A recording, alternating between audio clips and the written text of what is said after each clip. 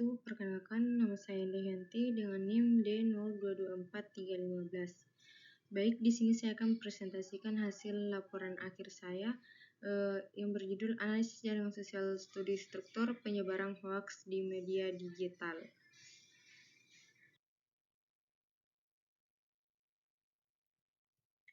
Langsung saja, ada hasil dan pembahasannya. Yang pertama, struktur jaringan penyebaran hoaks. Data hubungan antar pengguna diolah menggunakan software GEPI untuk menghasilkan visualisasi jaringan sosial penyebaran hoaks di media digital. Setiap pengguna dipresentasikan sebagai node simpul, sedangkan hubungan antar pengguna direpresentasikan sebagai atau garis. Adapun visualisasi jaringan penyebaran hoaks menggunakan GEPI, ini contohnya. Kemudian, berdasarkan hasil visualisasi, jaringan menunjukkan pola semi terpusat. Beberapa aktor memiliki posisi yang lebih sentral dibandingkan aktor lainnya. Aktor C dan D terlihat berada di bagian pusat jaringan karena memiliki lebih banyak hubungan dibandingkan node lainnya. Kondisi ini menunjukkan bahwa penyebaran informasi dalam jaringan tidak berlangsung secara merata, melainkan melalui aktor-aktor tertentu yang memiliki pengaruh lebih besar. Kemudian ada analisis degree centrality. Degree centrality digunakan untuk mengetahui jumlah hubungan yang dimiliki setiap aktor dalam jaringan. Contohnya ini, aktornya ini, kemudian ini degree-nya. Selanjutnya ada visualisasi degree centrality-nya menggunakan GEPI. Ini berdasarkan hasil analisis aktor C dan D memiliki degree tertinggi yaitu 4. Hal ini menunjukkan bahwa kedua aktor memiliki jumlah hubungan terbanyak dibandingkan pengguna lainnya. Dalam konteks penyebaran hoaks, aktor dengan nilai degree tinggi memiliki peluang lebih besar dalam menerima maupun menyebarkan informasi kepada pengguna lain. Kemudian ada analisis between centrality. Between centrality digunakan untuk mengetahui aktor yang berperang sebagai penghubung antar pengguna atau antar kelompok dalam jaringan. Contohnya aktor between ini. Kemudian ada visualisasi between centrality-nya. Ini gambarnya menggunakan GEPI. Hasil analisis menunjukkan bahwa aktor D memiliki between centrality tertinggi yaitu 0,22. Nilai tersebut menunjukkan bahwa aktor D berperan sebagai penghubung utama dalam jaringan. Kemudian ada analisis closeness centrality. Closeness centrality digunakan untuk mengetahui kemampuan aktor dalam menjangkau seluruh pengguna lain dalam jaringan.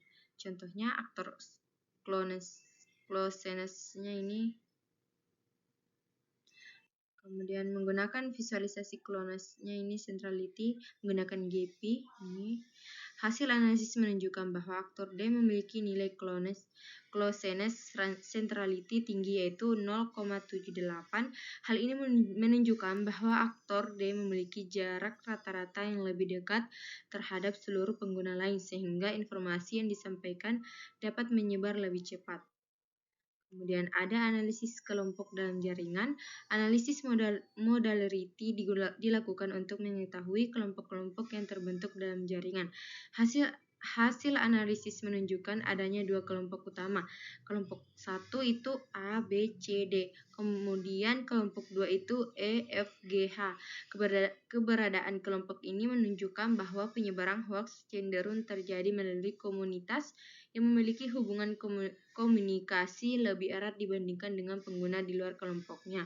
Kemudian ada pembahasannya. Berdasarkan hasil analisis menggunakan GEPI, penyebaran hoaks di media digital dipengaruhi oleh struktur jaringan sosial yang terbentuk. Aktor yang memiliki banyak koneksi dan posisi strategis dalam jaringan memiliki pengaruh yang lebih besar dalam menyebarkan informasi dibandingkan pengguna lainnya.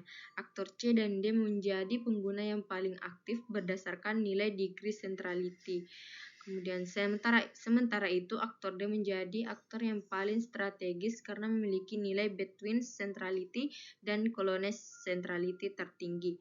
Hasil ini menunjukkan bahwa aktor D memiliki kemampuan menghubungkan berbagai bagian jaringan sekaligus menjangkau pengguna lain dengan lebih cepat.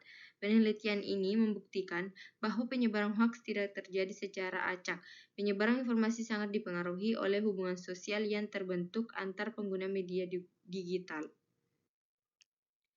Kemudian jawaban dari rumus masalahnya, yang pertama, aktor yang paling berpengaruh dalam penyebaran hoax adalah aktor D karena memiliki nilai between centrality dan closeness centrality tertinggi. Kemudian yang kedua, pola penyebaran hoax bersemis terpusat di mana informasi menyebarkan melalui aktor-aktor yang memiliki koneksi tinggi dalam jaringan. Kemudian yang ketiga, terdapat dua kelompok utama dalam jaringan yaitu kelompok A, B, C, D, dan kelompok kedua itu ada E, F, G, H. Kemudian ada pun penutupnya yaitu yang pertama kesimpulan. Satu, struktur jaringan penyebaran hoaks di media digital bersemi terpusat. Kemudian yang kedua, aktor D merupakan aktor yang paling berpengaruh dalam jaringan berdasarkan nilai between centrality dan closeness centrality tertinggi. Kemudian yang ketiga, aktor C dan D memiliki tinggi aktivitas komunikasi tertinggi berdasarkan nilai degree centrality. Kemudian yang keempat, terdapat dua kelompok utama dalam jaringan yang menunjukkan adanya komunitas dalam penyebaran informasi. Kemudian yang kelima, penyebaran hoaks dipengaruhi oleh hubungan dan posisi pengguna dalam jaringan sosial. Kemudian adapun sarannya, masyarakat perlu meningkatkan literasi digital agar mampu membedakan informasi yang benar dan informasi palsu. Kemudian kedua, ada pengguna media digital sebaiknya melakukan verifikasi informasi sebelum membagikannya kepada orang lain. Yang ketiga, penelitian selanjutnya dapat menggunakan data yang lebih besar dan berasal dari berbagai platform media sosial. Kemudian yang keempat, penelitian selanjutnya dapat menggunakan metode analisis jaringan sosial yang lebih kompleks untuk memperoleh hasil yang lebih mendalam. Daftar pustakanya.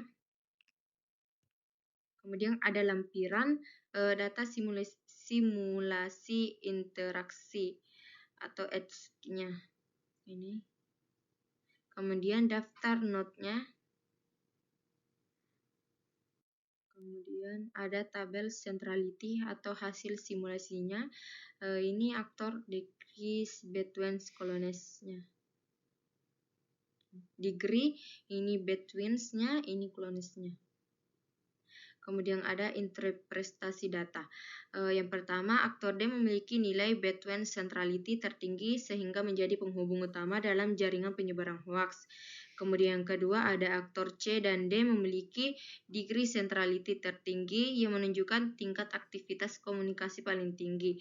Kemudian yang ketiga, aktor D memiliki nilai closeness centrality tertinggi sehingga mampu menjangkau seluruh pengguna dalam jaringan dengan lebih cepat. Kemudian keempat, ada aktor F dan G berada di bagian pinggiran jaringan karena memiliki hubungan komunikasi yang lebih sedikit.